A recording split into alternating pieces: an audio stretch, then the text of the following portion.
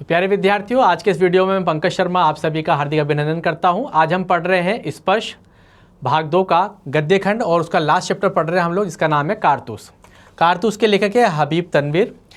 इस वीडियो में हम 2 विषयों पर बात कर रहे हैं। एक तो पहला बिंदु है हमारा विस्तृत व्याख्या। चैप्टर में जो नाटक दिया गया है, एक्चुअली देखा जाए तो ये एकांकी है, तो इसकी व्याख्या करेंगे हम लोग कि इसमें क्या कहने की कोशिश की गई है। दूसरा प्रश्नोत्तर पर चर्चा करेंगे, इस पाठ से संबंधित विगत वर्षों में किस प्रकार के प्रश्न पूछे गए हैं। ठीक है, तो हम ये वीडियो शुरू करें उससे पहले मैं आपको बता देना चाहता हूँ, यूट्यूब पर एक नया चैनल लॉन्च हुआ है जिसका नाम है हाई प्रोफाइल। हाई प्रोफाइल एक ऐसा चैनल है जो कि 9th और 10th के बच्चों के लिए बहुत ही बेनिफिशियल है। इसमें आपको आपकी करियर काउंसलिंग, साइकोलॉजिकल काउंसलिंग और बहुत सारी ऐसी इन्फॉर्मेटिव वीडियोज़ देखने को मिलती हैं जो आपके लिए बेनिफिशियल हैं। तो आप लोग इस चैनल को ज़रूर सर्च करें, इसके जो वीडियोज़ हैं उनको ध्यान से देखें और इसका लाभ लें। धन्यवाद। चलिए हम देख रहे हैं कारतूस, लेखक है हबीब तनवीर। शुरू करते हैं इस चैप्टर को।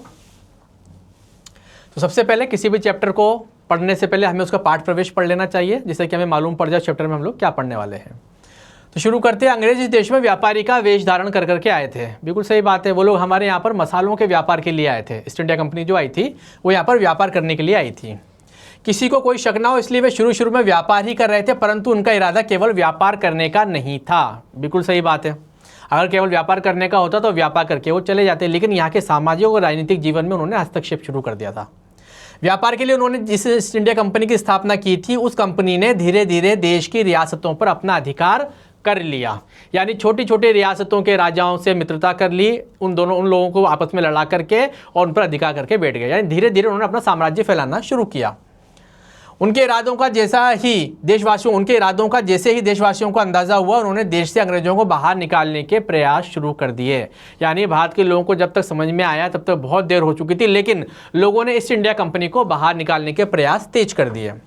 प्रस्तुत पाठ में भी एक ऐसे ही अपनी जान पर खेल जाने वाले शूरवीर के कारनामों का वर्णन किया गया है, जिसका नाम है वजीर अली।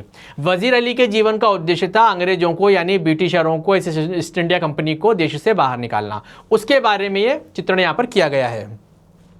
आगे लिखा है, जिसका लक्ष्य था अंग्रेजों को देश से बाहर निकालना, कंपनी के हुक्म चलाने वालों की नींदें हराम करना। यानी कि जो कंपनी के जो उसमें लेफ्टिनेंट थे और जो कर्नल वगैरह थे, उन लोगों को परेशान करना, इतना परेशान करना कि वो देश छोड़ करके चले जाएं। ठीक है, आगे देखते हैं। वह इतना निडर था कि मुसीबत को खुद बुलावा देते हुए न सिर्फ कंपनी के अफसरों के बीच पहुंचा, बल्कि उनके कर्नल पर ऐसा रोब जमाया कि कर्नल के मुंह से भी उसकी तारीफ में ऐसे शब्द निकले जो किसी दुश्मन के लिए नहीं निकल सकते थे। यानी क्या बताने की कोशिश की गई है? यह बताने की कोशिश की इतना जाबाज सिपाही था वजीर अली कि उसने अंग्रेजों की नाक में दम किया हुआ था। वो उसे किसी भी कंडीशन में पकड़ ही नहीं पा रहे थे, लेकिन एक दिन वो स्वयं उनके खेमे में आया और इस प्रकार का रोब जमाया कर्नल के ऊपर कि कर्नल ने उसके जाने के बाद स्वयं अपने मुंह से कहा कि वो एक जाबाज सिपाही है। हालांकि कोई भी दुश्मन अपने दुश्मन की तारीफ नहीं करता है, लेकिन वजीर अली की शूरवीरता को देख करके कर्नल ये बात कहने के लिए मजबूर हो गया। ठीक है, आगे देखते हैं। ये नाटक जाबाज वीर अली की जिंदगी का एक अंश है, इसे अंडरलाइन कर लें, वेरी इंपॉर्टेंट पार्ट है ये। इस नाटक में उस हिस्से को बताया गया है जब वजीर अली अपने दुश्मन के कैंप में जाकर वहां से अपने लिए कारतूस ले जाता है। यानी वो अकेला आता है, अंग्रेजों के खेमे में जाता है, अंग्रेजों से कारतूस लेकर के आ जाता है। तो कितना वीर और जाबाज रहा होगा वजीर अली, उसके बारे में हम लोग यहाँ पर पढ़ रहे हैं। अपनी बहादुरी का गुणगान अपने दुश्मनों से करवाता है। इतना शूरवीर था कि उसके दुश्मन भी उसका गुणगान करते हैं। नाटक के पात्रों की अगर हम बात करें तो कर्नल, लेफ्टिनेंट है, इसमें कर्नल है, लेफ्टिनेंट है, सिपाही हैं और सवार वजीर अली है। ठीक है, यानी कि आप इस चैप्टर को देखेंगे बुक के अंदर तो इसमें कैरेक्टर दिए हुए हैं, कैरेक्टर का नाम लिखा है और साथ में उसके डायलॉग्स लिखे हैं। तो ये नाटक के रूप में चित्रित किया जाता है। ठीक है, मंच पर इसका अभिनय होता है। यहाँ पर हमें ये एक एकांकी के रूप में मिला है, पाठ के रूप में मिला है। देखिए जरा इसको। अंग्रेज सरकार के आदेशानुसार वजीर अली को गिरफ्तार करने के लिए कर्नल कालिंज अपने लेफ्टिनेंट और सिपाहियों के साथ जंगल में डेरा डाले हुए हैं। यानी कि सारी ब्रिटिशर सत्ता जो है उसके अंदर हड़कंप मचा हुआ है कि एक व्यक्ति जिसका नाम है वजीर अली, और उसको पकड़ो कैसे भी करके, क्योंकि वो क्या कर रहा है, अंग्रेजों को नुकसान पहुंचा रहा है। तो क्या करना है, उसको पकड़ना है। तो ऐसे में अलग अलग स्थानों पे जहाँ पे भी उसके बारे में सुना गया, जाना गया, वहाँ पर अंग्रेजों ने डेरे लगा लिए, अपने छोटे छोटे कैंप लगा लिए। उन्हें जंगल में आए हुए हफ्ते गुजर गए थे, ऐसे यहाँ पे लिखा हुआ है। कर्नल कालिंज एक हफ्ते से वो व्यक्ति जंगल में बैठा हुआ है अपने सिपाहियों के साथ में, क्योंकि उसने सुन रखा था कि इसी रास्ते से वो आता जाता है, तो वहाँ पर वेट कर रहा है उसका कि वो आए तो उसको पकड़ सके। वजीर अली के दिल में अंग्रेजों के प्रति नफरत की बातें सुनकर उन्हें रॉबिन हुड की याद आ जाती है। यानी कि वजीर अली के मन में जो अंग्रेजों के प्रति घृणा है उसको सुनकर के वो घबराए हुए हैं और रॉबिन हुड को याद करते हैं। नेक्स्ट देखिएगा, अंग्रेजों ने सादत अली को अवध के तख्त पर बैठाया क्योंकि वो अंग्रेजों से मिलकर रहता था और ऐश पसंद आदमी है। यानी कि जो उनका रिलेटिव था किसका, वजीर अली का, उसका नाम था सादत अली। अंग्रेजों ने जानबूझ करके अवध के साम्राज्य में, यानी अवध की जो तख्त था उसके ऊपर उस व्यक्ति को बिठाया जो उनके अनुकूल चल सके, किनके, ब्रिटिशरों के, और उसका नाम था सादत अली। और कैसा आदमी था, ऐश पसंद आदमी था। इसके अलावा तख्त पर बैठने के लिए या बैठे रहने के लिए वो बड़ी मात्रा में बड़ी मात्रा में जो है आधी दौलत, वो 10 लाख रुपए उसने नकद दिए थे। यानी कि वो हर महीने कुछ ना कुछ पैसा अंग्रेजों को देता था ताकि वो उसे राजा बना रहने दे, ठीक है। और दूसरा, उसने सबसे पहले सौदे में ही अंग्रेजों के साथ में जो सौदा किया था तख्त पर बैठने के लिए, उसमें आधी दौलत और 10 लाख रुपए नकद दिए थे। यानी सादत अली ने तख्त पर बैठने के लिए इतना पैसा दिया, प्लस वो हर महीने भी उनको पैसा देता था। तीसरा, ऐश करने वाला आदमी था, ठीक है। लेफ्टिनेंट कहता है, सुना है वजीर अली ने अफगानिस्तान के बादशाह शाह जमा को हिंदुस्तान पर हमला करने की दावत दी है। इस पर कर्नल ने कहा कि अफगानिस्तान को हमले की दावत सबसे पहले टीपू सुल्तान ने दी थी। इस तरह पूरे हिंदुस्तान में कंपनी के खिलाफ लहर दौड़ गई। यानी कि वजीर अली दूसरे नवाबों को भी तैयार कर रहा है कि वो आए और भारत पर हमला करें, क्योंकि भारत पर भी सत्ता किसकी है, ब्रिटिशरों की। तो सारे नवाब मिलकर के अगर ब्रिटिशरों पर धावा बोल देंगे तो ब्रिटिशरों को भागना पड़ेगा, ईस्ट इंडिया कंपनी को यहाँ से भागना पड़ेगा। तो ये लोग बड़े घबराए हुए हैं कि अगर ऐसे नवाबों को इकट्ठा कर लिया और हमारे विरुद्ध हो गया तो ऐसे में हम क्या करेंगे। इसलिए ये लोग वजीर अली को पकड़ना चाहते हैं। यदि यह कामयाब हो गई तो लॉर्ड क्लाइव ने बक्सर और प्लासी के युद्ध में जो कुछ भी हासिल किया था लॉर्ड वेल्लेस्ली के हाथों खो जाएगा। यानी अंग्रेज बैठकर के विचार कर रहे हैं कि जिस प्रकार से हमने बक्सर और प्लासी के युद्ध में जैसे तैसे भारत पर कब्जा किया है, भारत की भूमि पर कब्जा किया है, और जो भी हमें चीज़ें हासिल हुई हैं वो हमें लॉर्ड वेल्लेस्ली के शासनकाल में खो देना पड़ेगा। क्यों? क्योंकि वजीर अली क्या कर रहा है, ईस्ट इंडिया कंपनी के विरुद्ध अन्य जो नवाब है उनको इकट्ठा कर रहा है ताकि वो विरोध करें कंपनी का। इसलिए कर्नल फौज लिए वजीर अली का पीछा जंगलों में कर रहा है, परंतु वो पकड़ में नहीं आ रहा। इसीलिए अलग अलग कर्नल जो हैं अलग अलग जंगलों में छुपे बैठे हैं अपनी अपनी सैनिक टुकड़ी के साथ ताकि वो वजीर अली को पकड़ लें, लेकिन ये लोग उसे पकड़ नहीं पा रहे हैं। ठीक, आगे देखते हैं। कर्नल ने वजीर अली द्वारा कंपनी के वकील की हत्या करने का किस्सा सुनाते हुए कहा कि हमने वजीर अली को पद से हटाकर 3 लाख रुपए सालाना देकर बनारस भेज दिया है।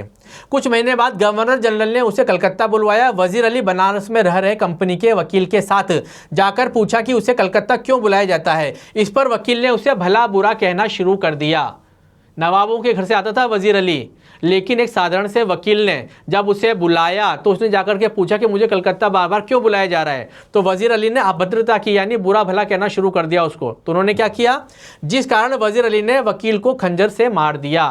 यानी वजीर अली ने अपना खंजर निकाला और वकील की हत्या कर दी, जिसे ब्रिटिशर और ज़्यादा गुस्सा गए, क्योंकि ब्रिटिशर उसे कलकत्ता बुला रहे थे वजीर अली को और वकील उसके साथ बुरा व्यवहार कर रहा था, उन्हें बता नहीं रहा था एग्जैक्ट प्रॉब्लम क्या है। तो उन्होंने क्रोध में आकर के उस वकील को मार डाला। इसी कारण अंग्रेज और सादत अली की फौजें बड़ी सख्ती से उनका पीछा कर रही थी। तो जो उसका रिलेटिव था, जो अवध का नवाब बन के बैठा हुआ था सादत अली, उसकी सेना प्लस ईस्ट इंडिया कंपनी की सेनाएं वजीर अली को बेतहाशा ढूंढने में लगी हुई थी, कैसे भी करके उसे पकड़ना चाहती थी। आगे देखते हैं। तब एक सिपाही आकर जनरल को बताता है कि दूर से उड़ती हुई धूल दिखाई दे रही, लगता है कोई काफिला चला आ रहा है। यानी कि कैंप में जो बैठे हुए हैं कर्नल, लेफ्टिनेंट, वो बैठ करके बातें कर रहे हैं वजीर अली के बारे में। इतने में वो बाहर खड़ा हुआ सिपाही दौड़ करके आता है अंदर और बोलता है कि भाई बाहर ऐसा लग रहा है जैसे कोई काफिला आ रहा हो, क्योंकि बहुत धूल उड़ रही है, कोई घोड़े पर सवार आ रहा है। ठीक है, कर्नल सभी को मुस्तैद रहने का आदेश देता है, सबको अलर्ट कर देता है कि सारे सिपाही अलर्ट हो जाओ, भाई कोई आ रहा है, हो सकता है आक्रमण हो जाए, हो सकता है वजीर अली हो। लेफ्टिनेंट और कर्नल देखते हैं कि केवल एक ही आदमी है, तो वो रिलैक्स हो जाते हैं, उन्हें लगता है कोई घुड़सवार है जो दूर से चला आ रहा है। घुड़सवार उनकी ओर आकर रुक जाता है और इजाज़त लेकर कर्नल से मिलने अंदर जाता है। बाहर जो सिपाही खड़े हैं वहाँ पर वो सवार रुक जाता है और उनसे परमिशन लेता है कि मुझे कर्नल से मिलना है और एकांत की मांग करता है, जिस पर कर्नल सिपाही और लेफ्टिनेंट को बाहर भेज देते हैं। तो कर्नल इस प्रपोजल को एक्सेप्ट कर लेता है, उस सवार को अंदर बुलाता है, ठीक है, और लेफ्टिनेंट को बोलता है कि भाई एकांत में कोई व्यक्ति बात करना चाहता है तो आप भी चले जाए, और सिपाहियों को बोलता है कि जो आसपास सिपाही खड़े हैं वो सब कैंप से दूर हट जाएं। ठीक, वजीर अली को वह कर्नल से कहता है, यानी वो जो सवार आता है वो कर्नल से कहता है कि वजीर अली को पकड़ना कठिन है, लेकिन वह इसमें उनकी मदद कर सकता है, लेकिन इसके बदले में उसे कारतूस चाहिए। यानी एकांत में वो सवार कर्नल को बोलता है कि भाई वजीर अली को पकड़ने के लिए बैठे हो, मैं उसके बारे में कोई जानकारी दे सकता हूँ, हालांकि उसको पकड़ना बड़ा कठिन है, लेकिन उसके बदले में मुझे कुछ चाहिए। तो कर्नल बोलते हैं क्या चाहिए? तो बोलता है मुझे कारतूस चाहिए, अगर आप मुझे थोड़ी मात्रा में कारतूस दे दोगे तो मैं आपको बता दूंगा वजीर अली आपको कहाँ और कैसे मिलेगा। तो कर्नल खुश हो जाता है। आगे देखते हैं। कर्नल उसे कारतूस दे देता है कि भाई ठीक है, मैं तुम्हें कारतूस देता हूं और तुम मुझे बताओ एग्जैक्ट लोकेशन क्या है वजीर अली की, मैं उसे कैसे पकड़ सकता हूं। जब वह कारतूस लेकर जाने लगता है तो कर्नल उससे उसका नाम पूछता है, यानी कि उसने कारतूस ले लिए और वो जाने लगा। तो कर्नल ने उसको पूछा, अरे भाई मुझे बताओ तो सही वजीर अली है कहाँ और तुम्हारा नाम क्या है, तुम कहाँ से जानकारी लेकर के आए हो। वह अपना नाम वजीर अली बताता है, यानी वो जो सवार था वो स्वयं वजीर अली था, जो कि अंग्रेजों के खेमे में आया, अंग्रेजों से कारतूस ले लिए और इतना जाबाज था कि अंग्रेजों के खेमे में खड़े होकर कर्नल को बोलता है कि मैं स्वयं वजीर अली हूँ, और कारतूस देने के कारण उनकी जान बख्शने की बात कहता है। और वजीर अली ये कहता है कि चूंकि तुमने मुझे कारतूस दे दिए हैं, ठीक है, इसीलिए मैं तुम्हारी जान माफ़ करता हूँ, यानी मैं तुम्हारी हत्या नहीं कर रहा हूँ। अपना नाम वजीर अली बताता है, कर्नल तो हक्का पक्का हो जाता है, एकदम घबरा जाता है कि ये क्या हुआ। दूसरा वो कहता है वजीर अली कि मैं तुम्हारी जान बख्श रहा हूँ, यानी तुम्हें जिंदा छोड़ रहा हूँ क्योंकि तुमने मुझे कारतूस दे दिए हैं, ठीक है। उसके चले जाने के बाद लेफ्टिनेंट जब आश्चर्य से पूछता है कि कौन था, सवार आया, कारतूस लिया, अपना नाम पता बताया, चला गया। तो आसपास जो सैनिक थे वो सब कैंप के पास आते हैं, बाहर जो लेफ्टिनेंट खड़ा हुआ था वो अंदर आता है और आकर कर्नल से पूछता है भाई कौन था, क्या हुआ, क्या बता के गया, कोई इन्फॉर्मेशन मिली क्या। आश्चर्य से पूछता है कि कौन था। तब कर्नल कहता है, क्या कहता है कि ये एक जाबाज सिपाही था, यानी अपने भारत को आज़ाद कराने के लिए, अपनी रियासत को आज़ाद कराने के लिए, अपने लोगों को आज़ाद कराने के लिए ये एक जाबाज सिपाही था। और क्या नाम था इसका? वजीर अली। यहाँ पर इस कहानी का, इस नाटक का मंचन करते हुए पर्दा गिरता है, यानी कि यहाँ पर वजीर अली जो जाबाज सिपाही था उसके बारे में बताया गया है कि किस प्रकार से उसको उसकी रियासत से ही बाहर निकाल दिया गया, किस प्रकार से उसके लोगों ने, सादत अली ने उसका विरोध किया, वो अंग्रेज़ों के साथ जाकर के मिल गया, किस प्रकार से अंग्रेज़ों से निपटने के लिए उसने कई सारे नवाबों को जोड़ना शुरू किया, जिससे कि नवाबों के इकट्ठे होने से वो अंग्रेज़ों पर धावा बोल दें। अब जब ये विचार अंग्रेज़ों को मालूम पड़े कि वजीर अली इस प्रकार के षड्यंत्र में लगा हुआ है उनके विरुद्ध, तो ऐसे में उन्होंने वजीर अली को पकड़ने का निश्चय किया, और पकड़ने का निश्चय किया तो अलग अलग जगह पर खेमे लगा दिए। वो पकड़ में नहीं आया, सवार बन करके आया, खेमे में गया, अपना नाम पता बताया, कारतूस लेकर के वो बाहर चला गया। और उसकी वीरता को देख करके कर्नल, जो कि उसका शत्रु है, जो उसे पकड़ने आया था, वो भी कह उठा कि भाई ये एक जाबाज सिपाही था। इस प्रकार से इस नाटक का जो उपसंहार है वो होता है और पर्दा गिरता है, ठीक है। तो इसे इस प्रकार से अगर आप पढ़ेंगे, जैसा कि मैंने अभी इन शॉर्ट बोला है, तो आपके लिए आसानी होगी। और अगर आप चैप्टर में से पढ़ेंगे तो बहुत सारे डायलॉग्स हैं उसके अंदर, वो आपको पढ़ने हैं, ब्रैकेट में अलग अलग इसमें एक्सप्रेशन दिए हुए हैं, वो आपको पढ़ने हैं। लेकिन इस प्रकार से अगर आप मुझे सुनेंगे तो निश्चित रूप से आपको कहानी समझ में आ जाएगी, और यही इसका सार संक्षेप है, ठीक है। अब देख लेते हैं विगत कई वर्षों में इस चैप्टर से रिलेटेड किस प्रकार के क्वेश्चंस आए हैं। तो महत्वपूर्ण प्रश्नों पर बात करें। पहला प्रश्न दिया है, वजीर अली के अफसाने सुनकर कर्नल को रॉबिन हुड की याद क्यों आ जाती थी। वेरी इंपॉर्टेंट क्वेश्चन, कई बार पूछा गया है। कर्नल को वजीर अली की कहानियां सुनकर रॉबिन हुड के कारनामे याद आ जाते थे। रॉबिन हुड की ही तरह वजीर अली के मन में भी अंग्रेजों के खिलाफ बहुत अधिक घृणा थी। वजीर अली भी रॉबिन हुड की तरह ही बहादुर था और अंग्रेजों को अपने देश से निकालना चाहता था। यानी इन दोनों का कैरेक्टर बहुत मिलता जुलता था, ये दोनों ही अगेंस्ट थे, है ना, ब्रिटिशरों के। तो ऐसे में ये वहाँ से इनको निकालना चाहते हैं। वजीर अली का भी यही ध्येय था कि भारत से ईस्ट इंडिया कंपनी जानी चाहिए, नवाबों का ही राज रहना चाहिए, भारत आज़ाद रहना चाहिए, इस प्रकार से। क्वेश्चन नंबर 2 दिया है, सादत अली कौन था, उसने वजीर अली की पैदाइश को अपनी मौत क्यों समझा। सादत अली के बारे में बता रहे हैं, जो कि अंग्रेजों के माध्यम से नवाब बना था, है ना। सादत अली वजीर अली का चाचा और आसिफ उद्दौला का भाई था। अंडरलाइन कर लेना इसको, वेरी इंपॉर्टेंट क्वेश्चन। वजीर अली के पैदा होने को सादत अली ने अपनी मौत समझ लिया था, क्योंकि वजीर अली क्या होता, वजीर अली उत्तराधिकारी होता रियासत का, वो बनता नवाब। तो उसे लगता था कि इसका पैदा होना यह है कि मेरा शत्रु पैदा हो गया। किसको लगता था? सादत अली को, क्योंकि वजीर अली के पैदा होने के बाद अब वह अवध के सिंहासन पर को हासिल नहीं कर सकता था, क्योंकि सिंहासन का जो उत्तराधिकारी था वो पैदा हो चुका था, उसका नाम था वजीर अली। तो उसे लगता था कि ये तो समाप्त होना चाहिए कैसे भी करके, क्योंकि उसे सिंहासन पर बैठना था। क्वेश्चन नंबर 3 दिया है, वजीर अली ने कंपनी के वकील का कत्ल क्यों किया। इसके बारे में हमने पढ़ा था। वजीर अली को उसके नवाब के पद से हटाने के बाद अंग्रेजों ने वजीर अली को बनारस बुलवा दिया था, है ना, बनारस भेज दिया था। कुछ महीनों के बाद गवर्नर जनरल वजीर अली को कलकत्ता बुलाने लगे, तो वजीर अली कंपनी के वकील से शिकायत की और गवर्नर उसे कलकत्ता बुला रहा है, यानी कि वकील ने बार बार बोला उसको कि भाई गवर्नर साहब जो है तुम्हें कलकत्ता बुला रहे हैं। तो उन्हें कहाँ से जाना था, उन्हें बनारस से कलकत्ता जाना था। तो बार बार ये चीज़ें हो रही थी, तो वो पूछ रहे थे वकील से कि भाई क्यों हो रहा है ऐसा। वकील ने वजीर अली की शिकायत पर कोई गौर नहीं किया और उल्टा वजीर अली को ही भला बुरा कहने लगा। यानी वो तो पूछ रहे हैं कि मुझे क्यों बुलाया जा रहा है, लेकिन वकील ने क्या किया, उनका अपमान किया, भला बुरा कहा उनसे। वजीर अली के दिल में तो पहले से अंग्रेजों के खिलाफ नफरत कूट कूट के भरी थी, और वो जो वकील जो था वो अंग्रेजों का वकील था, और वकील ने इस तरह के व्यवहार से वजीर अली को गुस्सा दिला दिया। वजीर अली के साथ जो उसने अभद्रता की, जो बुरा बर्ताव किया, उससे वजीर अली को गुस्सा आ गया और उसने चाकू से वहीं वकील का कत्ल कर दिया, यानी उसने वकील की छाती में खंजर भोंक दिया। इस प्रकार से उसका अंत हुआ। ठीक है, तो ये क्वेश्चंस मैंने आपको बताया, इनको ध्यान से समझें। इस प्रकार से हमारा जो चैप्टर है कारतूस, जिसके लेखक हैं हबीब तनवीर, ये एक एकांकी है और हमारी बुक के अंदर आया नाटक के रूप में, अलग अलग डायलॉग्स हैं, कैरेक्टर हैं, उसके हिसाब से इसको प्ले किया जाता है।